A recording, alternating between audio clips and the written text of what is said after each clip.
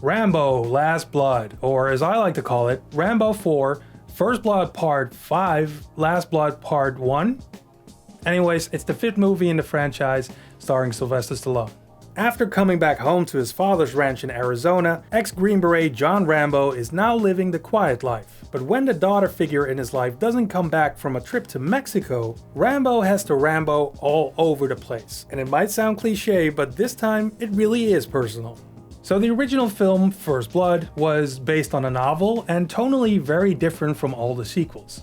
And this one did try to find a balance between action and drama, or at least a lot more than the previous movie. The last sequel from 2008 was almost a non-stop onslaught of violence with little to no story. I still really liked it because the action got so cartoonish and over the top, and I'm just a big sucker for excessive violence in movies. Last Blood also has a simple premise and somewhat underdeveloped secondary characters. Mainly the bad guys are kinda hokey. But unlike Rambo 4, it does take its time to tell a story before we get to the awesome killing part. The first half feels more like a thriller, like a much darker, R-rated version of the movie Taken. Now, it's not exactly top-notch, but it still makes sense within the context of this film, and I like that the story is much smaller in scale. Another big difference is that in previous movies, Rambo always started out as Rambo, a lost soldier, isolated and alone. At the beginning of this movie, he's very different. He still suffers from PTSD, but he's a lot older. He's not the brooding soldier with the 1,000-yard stare anymore, and you almost forget that you're watching Rambo. Until they mess with his family, and then this movie gets real dark.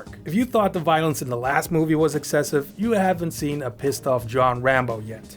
The third act of this movie is a straight up horror film. There's no other way to describe it. It gets real gory, and I love every single second of it. Over the years, we've seen Rambo shoot people with machine guns, turn bad guys into mist, blow up multiple helicopters, and kill a dude with a chicken.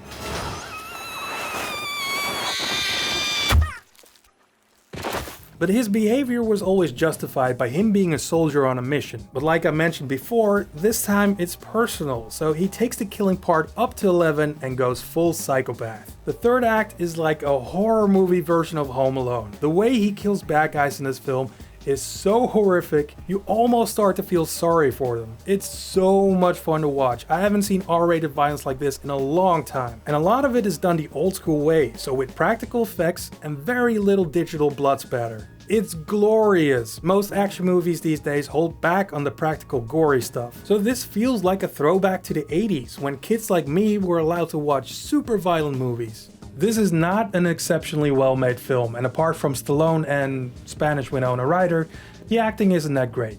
But I had so much fun watching it. First Blood is still the best film of the franchise, but if you're a fan of these movies, you don't want to miss out on this one. It's not exactly good or bad. It doesn't have that social commentary like First Blood did, nor is it just all action. All it is a very decent Rambo sequel. It's as simple as that. I had a great time watching Stallone doing his thing. The man is a living legend, and the only thing I felt was missing in this movie was the bandana.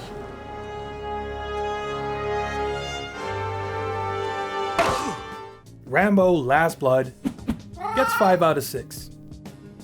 So how about you? How do you feel about excessive violence in movies? I want your badge, I want your weapon, I want your ass. Who in the fuck do you think you are? He thinks he's Rambo. Rambo is a pussy.